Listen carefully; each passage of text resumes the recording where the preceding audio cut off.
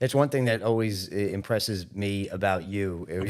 I come into the office, we're talking, and you're always finding what's new, what's next. I like to be of that same ilk as well, but many times you introduce something to me. How do you stay sharp, and how do you manage your time where you're not only operating the businesses, you also have a beautiful family, you've got a lot going on. How do you manage that time? So one of the things I learned over the years to be able to have things and scale things is that you need help. So a lot of the earlier businesses, I did everything myself.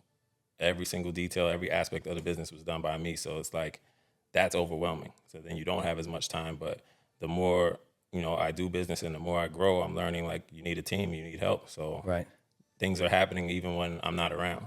So that allows me to have time with my kids. This business will run whether I'm here or not. So I can go and see my kids play basketball and be it, important parts of their lives.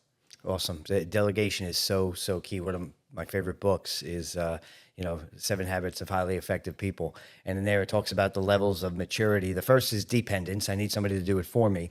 The second is independence, right? I'll do it myself. But that third level, which I think, you've broken the barrier on, or continuing to pursue that, is interdependence, right? Depending upon other people. And why do you think it's so hard for some to delegate? For a lot of reasons. One, I know for me, I was always worried somebody was going to steal my idea or learn too much of how I do what I do and then go start their own thing. So, that could be one of the things where people will be scared to delegate. Another thing is just, OCD, wanting everything done a certain way, so you'll do it all yourself. Right. Was there a kind of a tipping point in your life up until this point where you said, I'm gonna build a team around me regardless of some of the concerns that I have?